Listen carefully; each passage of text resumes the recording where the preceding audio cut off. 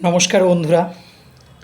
আজকের দিনটা শুধু একটা তারিখ নয়, আজকে একটা চেতনার দিন। একদিনে আজ যেমন নেতাজি সুভাষচন্দ্র বসুর জন্মদিন, যিনি আমাদের শিখিয়েছেন ভয়কে নয়, লক্ষ্যকে বড় করতে। আর অন্যদিকে আজকে সরস্বতী পুজো, যেখানে আমরা প্রার্থনা করি জ্ঞানের জন্য, বুদ্ধির আলোর জন্য।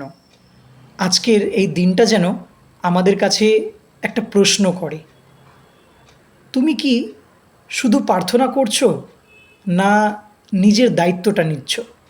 নেতাজি বলেছিলেন, আমাকে রক্ত দাও, আমি তোমাদের স্বাধীনতা দেব।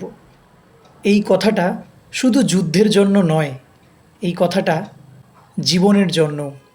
আর মা সরস্বতী আমাদের শেখান, কেবল ইচ্ছে থাকলেই শুধু হয় না, নিজেকে তৈরি করাটাই আসল। আজ যদি নেতাজি বেঁচে থাকতেন, তাহলে হয়তো তিনিও বলতেন যে দেশকে গড়ার আগে আগে নিজেকে গড়ো। এটা অবশ্যই ইম্পর্টেন্ট। আর মা সরস্বতী হয়তো বলতেন যে নিজেকে গড়তে হলে জ্ঞানকে, নলেজকে বন্ধু বানাও।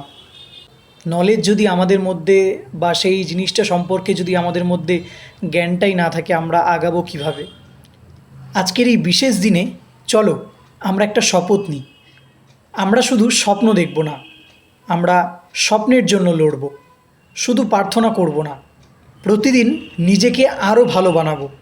কারণ যেখানে সাহস আছে সেখানেই নেতাজি, যেখানে জ্ঞান আছে সেখানেই সরস্বতী। আপনার জীবনে কোনটা বেশি দরকার বলে মনে হয় সব থেকে, সাহস নাকি জ্ঞান? কমেন্ট করে অবশ্যই লিখে জানান। আর ভিডিওটা ভালো লাগলে শেয়ার করতে ভুলবেন না। জয় হিন্দ ইন সরস্বতী পুজো। সবাই ভালো থাকবেন, সুস্থ থাকবেন।